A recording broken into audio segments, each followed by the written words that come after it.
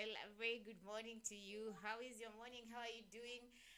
Thank you so much for joining us and making time to be with us here at Our Farmers Media. It's been quite a long time, and I'm so glad to be here. What have you had for breakfast this morning? Let us know on our Facebook and YouTube, on all our social media platforms. We want to hear from you. Tell us, how have you been? Have you gone to the farm? You're selling today? What are you doing? As you know, we usually have our diagnostics Tuesday, and it's been a great time here. And I know you've seen from our Facebook channel what we're discussing today. We have quite an interesting discussion, and I don't want to talk much. Let me introduce one of the special guests that we have in studio with us today. How are you, young lady? What's your name? Your name is Nima. Yeah, Nima. Who you have one name? No. Uh-huh. My name is Nima Arel Abutamakia. What? Okay, sorry, I asked your other names. How are you? How old are you? I am 7 years old. What did you have for breakfast today?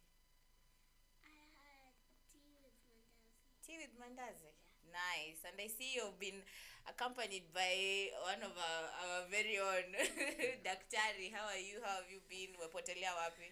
I'm around. We are here, there. Mm-hmm. We're actually in one of the driest periods. Yeah, so you can imagine how farmers are struggling out there. Been walking around trying to help farmers. You see, they have animals dying left, right, and center. So the situation is not very good out there. Yeah. Well, when you talk about animals dying, this is one of the worstest seasons that the Maasai and the pastoralist communities are facing. Like when you walk just along the road and you see animals lying dead, it's really a sad situation here in Kajiado County. But let me talk to Nima here. Nima, Yes? tell me about your project. It's a very interesting project. What is it about? It's about giving animals water to survive. How did you come about this project? What pushed you to start giving animals water? I've been loving animals so much, and I felt so sad for them while seeing the other ones dying. So I decided to do this project. It's a very interesting project, and we came across this Nima's video, which was shared by her dad, where she was coming from school and she saw animals dying and decided she wants to give the animals water. Let's have a look and listen into that video, then we come back with the story.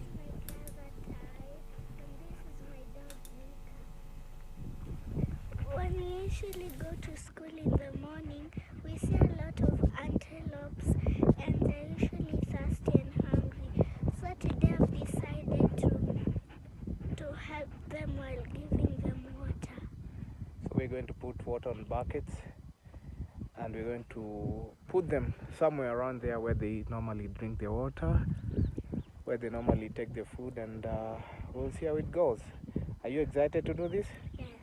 Do you want to change from your school clothes? Yeah. Okay, go change, and then we put water for them. Okay.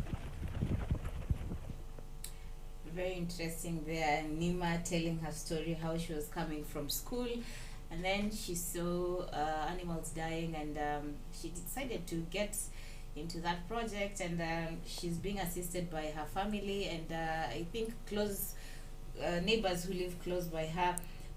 Nima, Yeah? which animals do you love? I love lions and zebras, bush babies. I love a lot of animals. So you recently moved from Nairobi, and you're now living in Kitengela, Kisaju.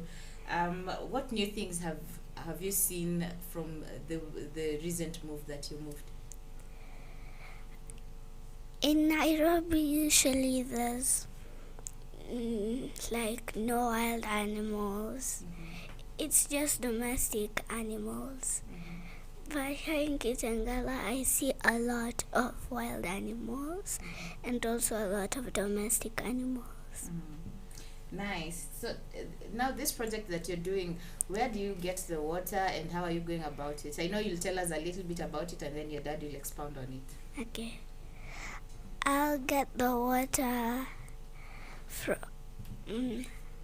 I'm not really sure where I'm going to get the water. Just took it from the pipes. So what are you doing now currently in the project? Are you getting buckets where people can come and fill water? What exactly are you doing in the project? We're filling baskets with water and then putting them where the animals usually come to search for water. Yeah, probably Robert, you can jump in on that and tell us more about the project and how you're helping your daughter here collect the water and where they place them. Okay, now like she said, we moved out of Nairobi. Fast-paced life, Nairobi, wake up, noise to Kisaju, where it's serene, big, beautiful. What really captivates is the animals. We wake up in the balcony, they wake up, they see zebras. The day I shared a picture of, there's a page in Facebook called my view from my window. I shared how we see animals, and it got overwhelming likes. So it's like where we moved, it's like beautiful. We have animals that move in the next by. Now it's a residential. Nairobi is actually moving out to places like Kitengela. Now Kitengela is also becoming big. People are settling, and where we settle is actually a vast land. But we actually neighbor Masai's pastorals. The place is not really developed, but it's gradually developing. We're having so many neighbors moving next. What the children love is that the place is so expansive. They walk around, they play with their dogs. You walk, you walk, you meet animals. You meet zebras, you meet Juicy, we met which animals did we meet? Elephants? No, not elephants. We meet zebras. Zebras and spring hares. Yeah, spring hares.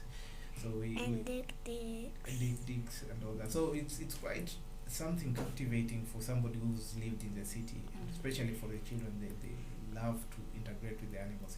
Now where the problem came in is during this drought, this dry season. That's where animals started moving even closer to home.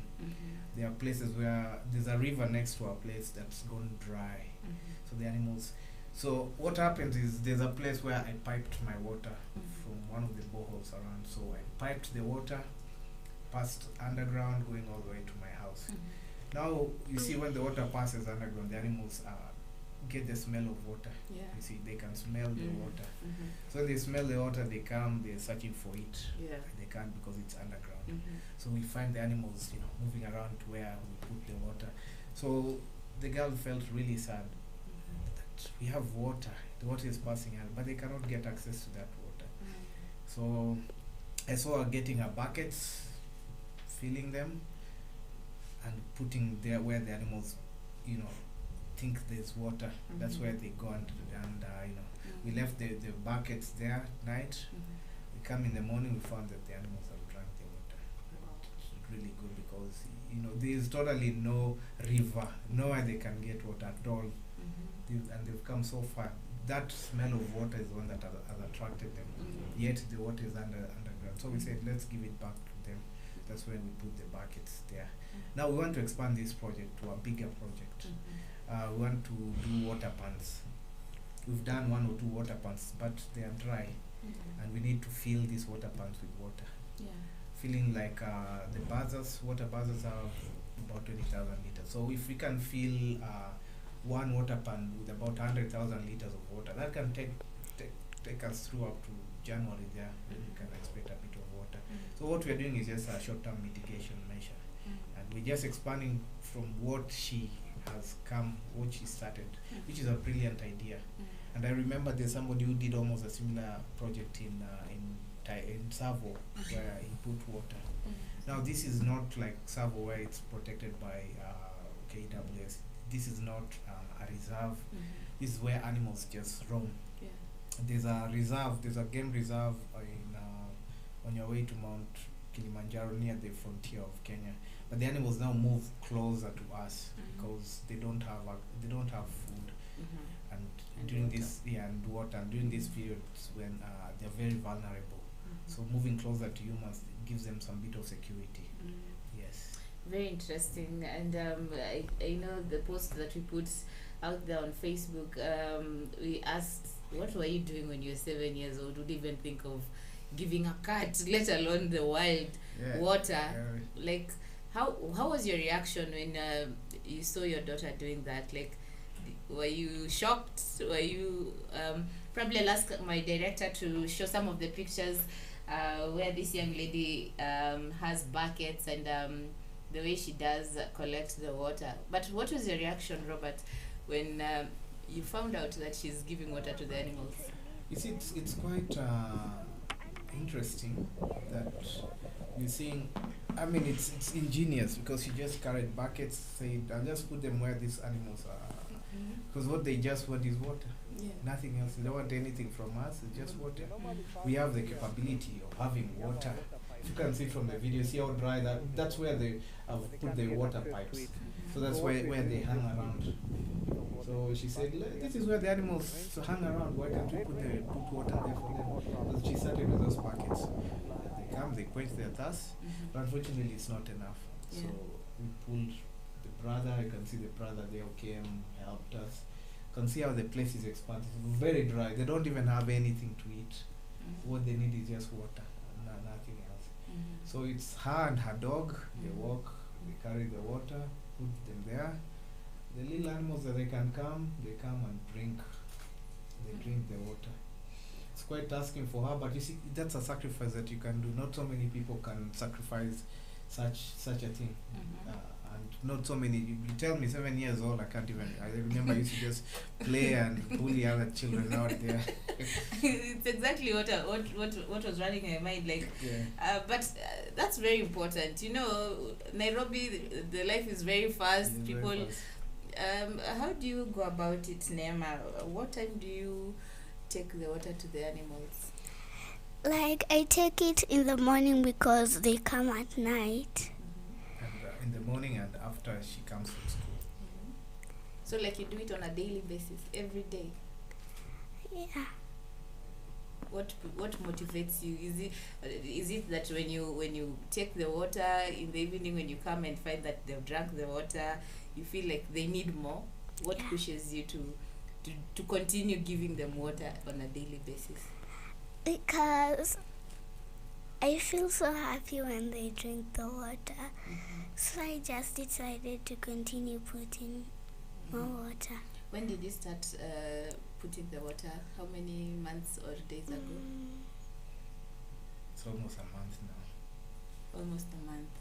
And what message do you have to other people out there who probably are just walking like me? I never thought that by the way, if I put a bucket of water outside there, there's an animal that come and drink. So what can you tell other people out there?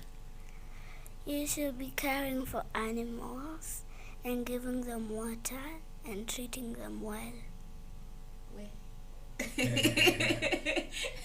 What, Makio? Yeah. Today I've been challenged by a 7-year-old. Yeah. 7-year-old CBC. CBC. Yeah. CBC. Okay, which subjects do you love in school? Maths and theory. Maths and theory? Yeah. I heard your dad asking you if you want to become a scientist when you grow up.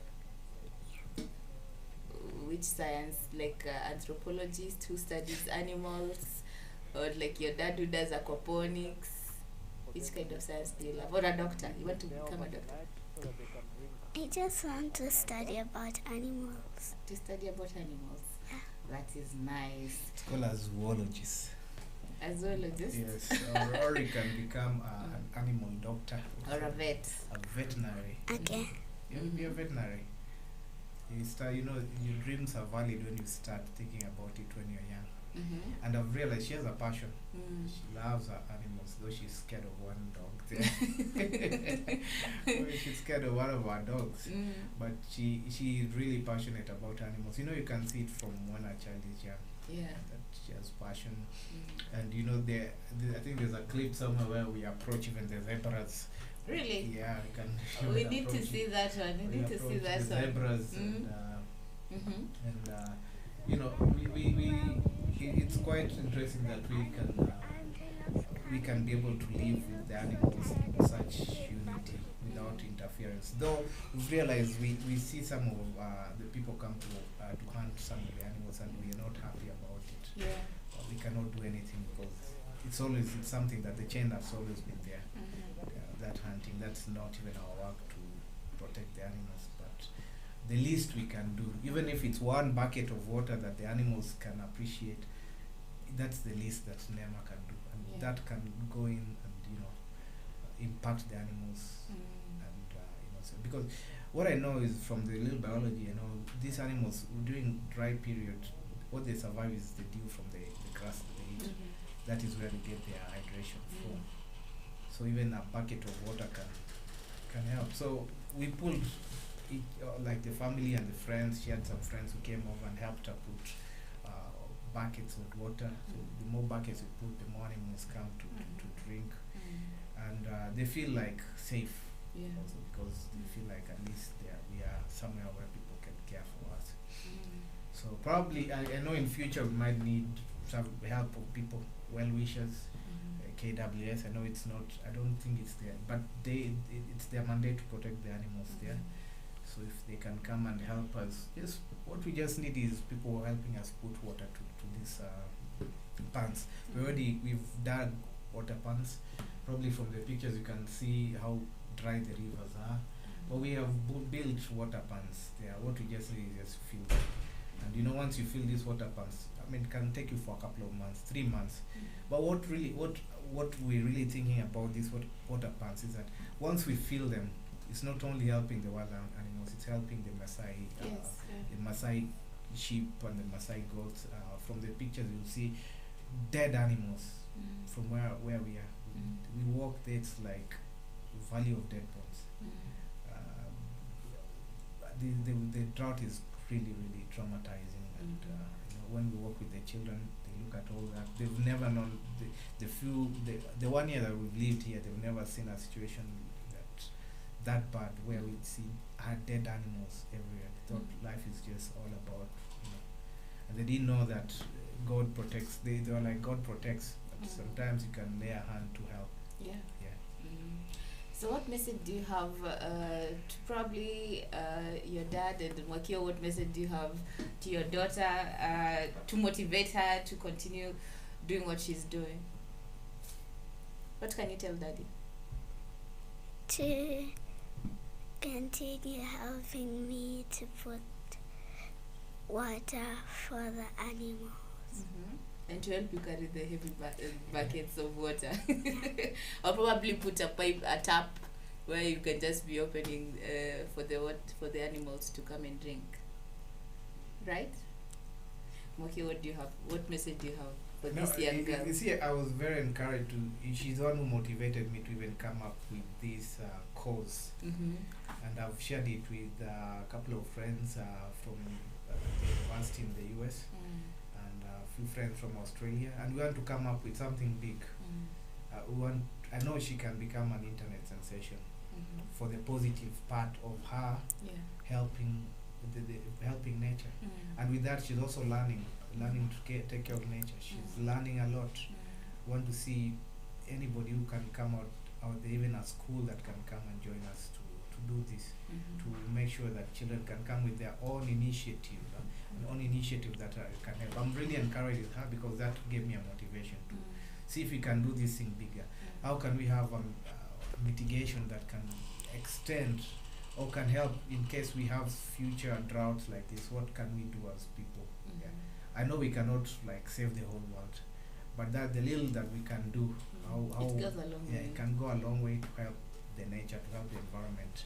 And I really want to encourage the two, the brother and the sister, because it's not any ordinary child can wake up one morning and say, hey, you know what, since we have water at home, why can't the animals also have water? Because water is free. If somebody tells you that, makes you think a lot. You think a lot. So if we can be able to channel this energy, if the county government can also come, we see how we can, because I know I'll be getting well wishers to help us do this project. To help, and this is not only going to help these animals, it's also going to help the Maasai pastoralists who are suffering out there because of lack of water. Water is key. You know, you can survive on water. Yeah. You cannot survive on food. So if the animals can drink water, can be able to survive. Yes. Yeah, even when someone eats, you must drink water at the end of the day. Yeah. And I'm so motivated by this story because if I was in Nema's shoes and probably we were staying in Nairobi, the suburbs, you know, the environment is crowded with a lot of people, different age groups, and right now you're living in like you're just alone in in a forest or in that regions, in the wilderness, and I wouldn't take it like the way they're taking it positively. And you know what we are doing is we are enjoying it while it lasts. We give 5 years from now, that place will be a suburb, or it will be filled with houses, because we're already having neighbors building there. That vast land, people are moving very fast, and they say Kitengela Kisaju is the fastest growing metropolis in Kenya. Really? They say that there are about 4,000 people moving into Kitengela daily. Wow. Daily. So where will the wild animals go to? No, that's where the problem is. That human-wildlife conflict that is there. So what we are doing with the plants that we've made, we've moved it further into the wilderness there, where they can. You know, they move nearer to human beings, because, like I told you, where the pipes are put, they can smell the water, so they come because they are searching for water and food. But if you can put the water far away from the human encroachment, or where we put the buckets, where if we can do that, the animals won't have that wildlife conflict. Yeah, and where we live is actually a corridor. So in future we'll have it fenced. While people start moving in, it will. I hope the Kenya wildlife will be able to push the animals far away. But that is unfair to the wild animals. Like you're just coming and encroaching into their homes. It's unfortunate. And then it's even Nairobi, in the next 5 years, they'll come and put the electrical fence where they stop the elephants from passing. It's unfair, because even Nairobi used to be like a park before, an animal sanctuary. Animals, it's us who encroach. It's us. Even when you talk of even ants, it's when we are building this building, you know, we displace so many animals. Actually, we displace our whole ecosystem. But what can we do? And I've talked this in other shows about modernization. Modernization is unstoppable. It's something that we have to live with. We'll continue modernizing and urbanizing, and that is why we're looking at 20-30 years from now. We're looking at Nairobi becoming bigger metropolis, joining even with likes of Kajiado, or moving to other metropolis. Yes. So urbanization, modernization, something that we cannot avoid. It's unavoidable, especially when human beings continue to build, to grow. We won't even have urban land for farming. Forget about wildlife. Farming, we won't even have land for farming. So where are we heading exactly? Because we'll just be living, and then we don't have a place to farm. We don't have wild animals, like there won't be national parks. We won't be having national, because it's our nature. You know, why we human beings are top of the nature, top of the food chain, is because we want to change the environment to suit us. We alter the environment to suit us. Now, because of that, we'll have skyscrapers, we'll have cities to the expense of animals. There are places that animals, extinction of animals because of animal encroachment. So many places. I was living in Senegal. I used to be told we used to have lions here. No longer. They cannot be seen. They need to come back to Kenya. They call it the lions of Taranga, and yet there are no lions there anymore because they went extinct. So we have to protect. That's why we are talking to young children to know how to conserve, know how to live with animals, know how to love animals, to care for them. With this, in future, we'll have something very good. Nema, that is a nice course that you're taking up. We will support you in any way that you need. How would you like us to support you? To help me get a lot of water for the animals. One buzzer. 20,000 liters. Help us fill one of our pans, water pans. And after that, all the animals there will be fine. Yeah. So if somebody wants to support, where can they find you people? And probably, I don't know if you, Nema, do you have a phone? Can people call you? Where can we find you people so that those who want to support you can find you? You can find me in that iPhone, on Facebook, or on WhatsApp. Okay. Dad's iPhone. She had to say iPhone. What's dad's iPhone's number? Or probably Mwakio, you can tell us where people who want to support your cause can find you. We are actually, we'll be doing a GoFundMe thing, and what the other one called, what do you call the other one? Mchanga. I'll start an Mchanga thing for her. It's called Neema Water Well. We have a GoFundMe project, GoFundMe page. I'll share it very soon, where people are funding from abroad. But for now, 0792 601176. I'll put it down there. I'll put it somewhere in the comments. And then Robert Mwakio, anywhere, Facebook, Instagram, any portal, YouTube. We'll be doing a video with all the pictures that are there. We'll do the video of YouTube of what she's doing, and we'll start doing progressive videos. We set up a YouTube channel for her specifically for this project, so that we have more funders and more people coming in to join us. And I know she's going to be a celebrity. Yeah. As much as you'll become a celebrity, continue on your studies, continue loving maths and CRE, and continue performing well, so that the animals can know they're dealing with an intelligent person. Okay. Yes. So yes, we'll be sharing Robert Mwakio's number after we finish this show. We'll be sharing, and you can also always find Robert Mwakio on Facebook. By the way, Mwakio, where is the stone? There's a stone. That is something confidential. You usually come up with with so many things. You don't want the boys in men in black to come find you. He does not want to talk about it. There's a meteor that just landed in our farm somewhere, so I decided to put it on wraps somewhere. Okay. Yeah, so that is how, that's how our farm is, quite big. So sometimes, and then Kisaju, it's actually, we're going through meteor showers. Really? Yeah, they are meteorite showers. It's running from September to November. So those meteor showers, so I think one of the rock just fell in our farm. Yeah, but we're here to get a lot of information about it.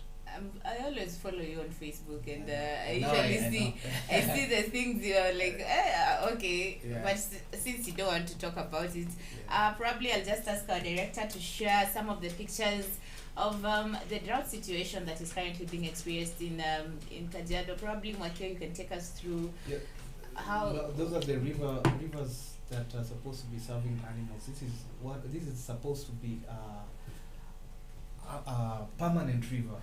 It's not a seasonal river, but it's dry. It's that dry, and you can imagine all the animals there depend on this kind of river system. Like now, what exactly is happening? Like if a river looks like this, how are they surviving? Like the ones that are still alive. They have to walk long distance. And then, what is causing these regions to be dry like this? Because I'm just seeing some few trees. Like the land is just bare. Okay, it's actually the landscape is savanna. Savanna is normally dry, but now it survives by seasonal rivers, and in such areas, just a small amount of rainfall is able to replenish the whole landscape.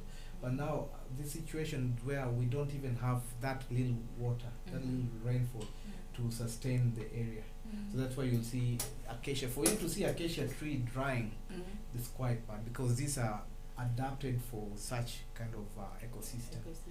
Now, if you see rivers drying up, you know that it's quite That's bad. dangerous. It's I've quite seen bad. there's a part, I don't know if that's a water pan.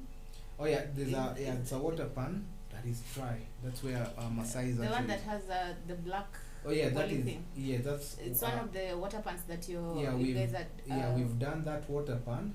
So what we want is people to help us fill it because it's about 100 or 200,000 That liters. one. That's the water pan. Yeah, that's 200,000 liters. That can help That will. a population of over 200,000 animals through to December or January there when we'll be expecting the next rain. So when we fill such a water pan, that's a man-made water pan, and we're using the dam liners. So those dam liners are enough to, it helps prevent seepage of the water down. So probably if we can cover it to prevent evaporation, we'll just figure it how to prevent high evaporation rate. But now, for now, we're seeing what we need is just animals to go and drink. That's all. Nothing. Just wapated their water and they survive. But even with that water pan, apart from helping the animals, I'm sure it will help some few people from that community. Definitely. And it will also empower them to dig up more water pans and be storing water. Yes. There's all the manifestos of most of these political from Kibaki's era to Uhuru, they've been talking about rainwater harvesting. Very important. If when we harvest rain during the rainy season, that can take us through to different dry periods. And if we embrace water harvesting, and like right now, what we just need is there are so many water buzzers here in Kitengela. We get 3, 4, or 5 of them. We feel that at least the animals will get water. We get water, and then from there, we give back to the community. I know it's not really expensive to get the water buzzers. We're looking about 10,000, 20,000 per truck. If we can have 20 of them, feel that we'll be giving back to the community. We'll have a lot of people will be really helped. Yeah, because not so many people. The economic situation in the county is not good, and the Maasai depend on their livestock for money. Right now, the livestock are dying. They don't even have money to raise. So if we can just do that, put water, help the animals get their water. No, I didn't tell you. There's a time Jirani came and told me that I want to give you some sheep. Actually, very recent. Give you like 20 sheep. As long as they have water. What? Yeah. The neighbor is a Maasai. Yeah, they're Maasai. You can imagine. Because they are falling down every day. You can imagine. Daktari, tibu kondo zangu. Told them these condos just need water. Nikikuletea uzipe maji. What will you do? I can just give you 20 of them. Instead of them dying. Yeah, 20 of them. I'm like, okay. Now 20 enough. December kuna Christmas, Ulichukua hiyo deal. Kasema no, what I'll do before I even think about that, I have to have a sustainable system of taking care of them, having the water. Yeah. Have a water system where they can all share it. If you see a neighbor telling you that is desperation. And never take advantage of somebody in his desperate time. That is a rule in life that you are never taught in school. Never take advantage of somebody in his desperate situation. So we just told him we'll find a way, and those are the reasons why I'm doing this project. If I can get funders, people will just partner with you, put water. We will be saving these people. I know it's not our work; it's the work of the county government, it's the work of the government. But we can do whatever we can do to lend a hand. Let us do it. Yeah. And we will support you as a Farmers Media. I'm sure we'll try and connect to our boss, Mr. Noah, so that we can talk to him via call, and we'll push him to support this cause. Show him that one pan that we have. Just need filled. Yes, we'll try and get him. Tunataka hiyo ijae. Tutamtafuta Mr. Noah, wherever you are, tunakutafuta. We'll put cameras there so that he can see animals coming to enjoy the water. Wildlife. We get money from the wildlife. Yeah. a lot of money, by the way, because that's part of the tourism. And then there's one thing that most people usually forget. You know, when you talk about farming, most people tend to look at just the crops only, and the crops cannot. It's an entire ecosystem. Like, they depend on the animals, and animals depend on the crops. Like, they cannot just focus on crops and leave the animals. And you know, not so many people, especially the pastoralists, Maasai, do not even comprehend that animals such as zebras, gazelles are very vital to the replenishment of the ecosystem. By them, the way they eat and the way their digestive system works, and the waste that fall on the ground, that fertilizer or that waste, the manure from those kind of animals, really help grass grow very fast when rains come.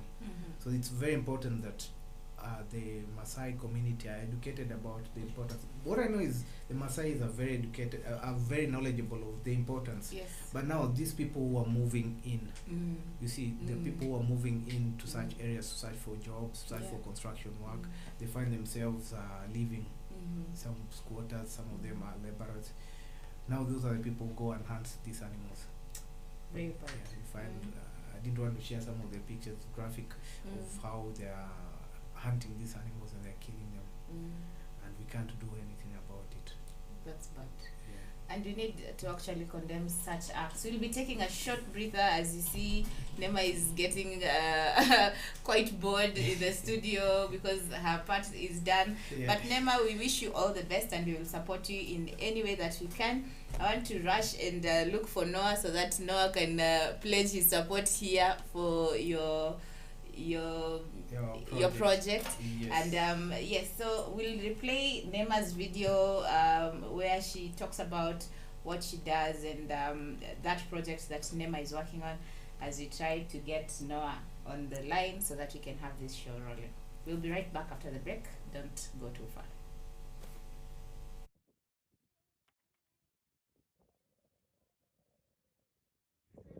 And then we put more. So yeah, in the wilderness.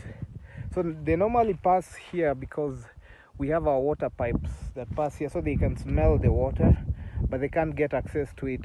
So what we are doing is just leaving some bit of water in this bucket. We want to see if they'll drink it. If they drink it, we'll start putting more traps tomorrow for them to drink as we plan ahead, see how we can be able to provide water for them. Right now, the place is dry.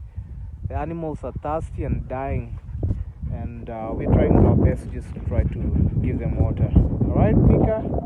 All right, so I think you put it right on the other side, so that put it on the other side so that they can be able to get the water. Yeah, that's good enough. Okay. All right, let's go home and do homework.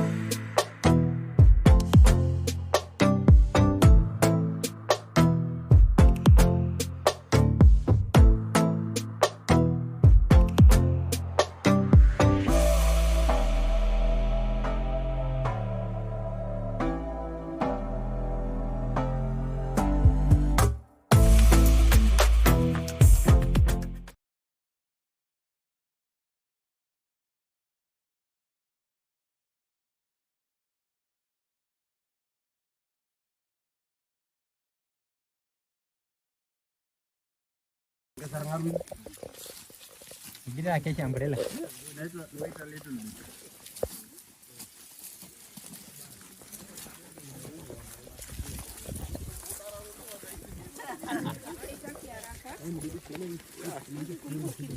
Songeni kidogo, nitaka kuchukua kukapcha hiyo. Hapa kuna. Wewe, songa huko. Songa huko. Songa.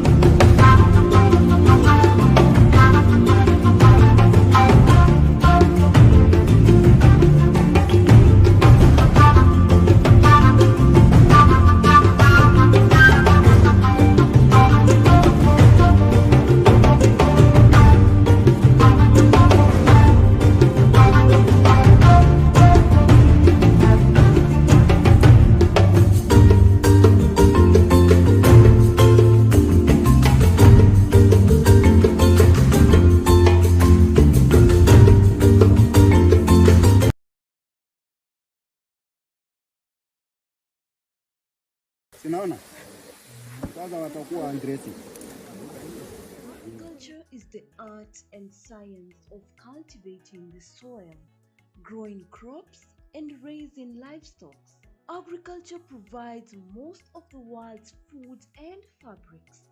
It is not only a source of food and income, but also creates employment opportunities for many people in the world.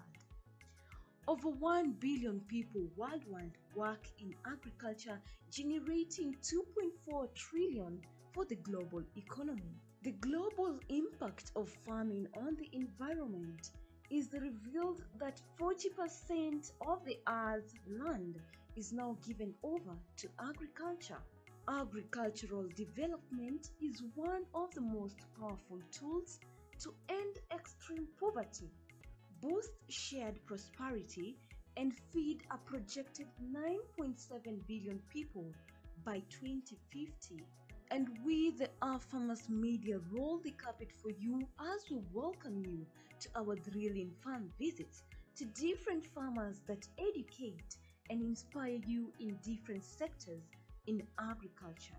Catch us also on our shows on all our social media platforms as we bring you educative and informative information that will help you learn and guide you on your agriculture journey to success.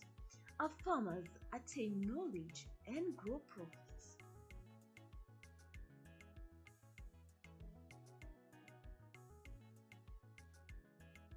As a farmer, you need to equip yourself with the best knowledge on how to grow profit. During the training done on the 23rd May 2019 at Africa Farmers Club Center in Kitengela, Kajiado County, questions on the effective way of irrigation and dealing with blossom end rot in tomatoes were among the topics covered.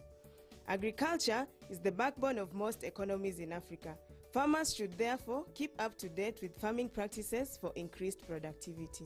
Soil rate is something that you just incorporate in the soil, it absorbs water and expands about 500 times its mass or its volume, so it keeps the water. It's like a sponge. That's what we did here. Also, another thing we did is when we didn't raise these seedlings. We bought them from a seed raiser. When they came, they had overgrown a bit. So they had overgrown a bit. So the moment we transplanted, some of them started flowering earlier. So what we did is we did pruning of the flowers, first flowers. This one we did not prune. This row.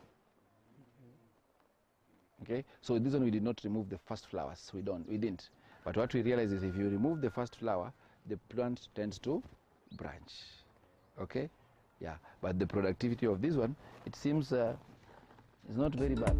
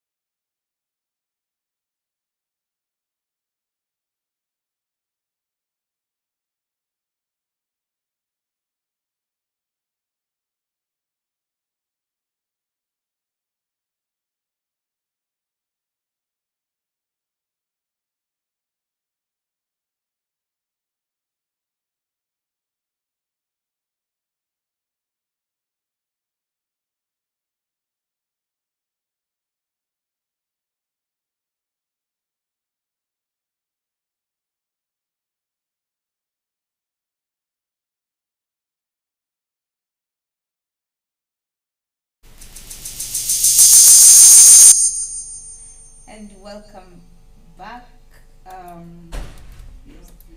We are having we're getting some feedback here. I don't know why. Yeah, so welcome. So welcome back to the final session of today's show, where we are talking about Nema's project, who is just a 7-year-old girl collecting water for wild animals. And as I promised, I was going to get our boss, Mr. Noah Siali, to come in and tell us about what you think of Nema's project. I know you're a father, and have you heard of Nema's project? Noah, thank you so much for joining us. Yeah, thank you. I don't know if you can.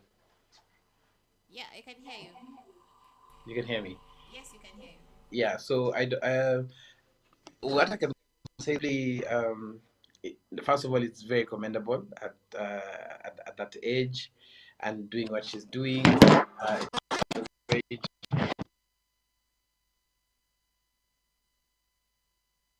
that she's doing, and to do as she's doing this. One thing that I really liked is the way that she's confident. She knows what the problem is. She knows what are the possible solutions. So really commendable job, Nema, you're doing. And definitely we can see how best ways. Remember that personally I'm very passionate about the 4K clubs, and this is where you start. And 4K club is not necessarily only going and start digging. We have so many other things. We are looking at climate smart agriculture. So she's already a climate smart agriculturalist. Yes, yes. To Nema and the dad, because they are looking for people to help them. Should we probably get a tank? Can we dig a water pan and have like one of it to demonstrate to people that how can we, farmers, come in and help Nema's project? So well, we can always sit and see. Remember, we also have enough space around here where we can be able to partner and say what can we be able to build here that can be supported as well. And she can actually use the space here to showcase what she's doing, and more importantly, even as have other young people, to be able to join in, and she can actually even train them. And we never know. We don't want to preempt anything, but yes, definitely when there's resources to be able to support, we can be able to come in full throttle. So Nema is telling me she has something to say to you. So, Nema, talk to my boss. Say something to my boss. Hi. Hi, Nema, how are you? Fine. Good job you're doing. Yes, we will tell Dad to come and to bring us there to see what you're doing. Okay. Yes. Okay, so Robert, We just want to thank you so much for this platform. And the platform is enough for us to reach out to so many people out there. And I know Nema is really happy that at least it was quite a surprise for her. We surprised her that we are doing this show. And I know we're going to do a lot. Once we start having the waters and the people enjoying the benefit, we'll see that multiply effect across the country. So thank you so much, no, and I know we're going to work together in so many other aspects. Mm-hmm. Yes.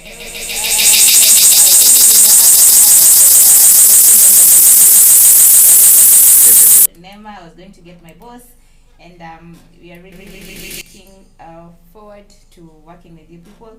And that's where we put an end to today's edition of the Breakfast Show. More shows are coming after this. We'll be having the evening drive. I don't know if I'll change my roles today, and Noah will have the evening drive, but we'll be back in a. Keep listening and watching our Farmers Media. Goodbye for now. Say bye, Nema. Bye.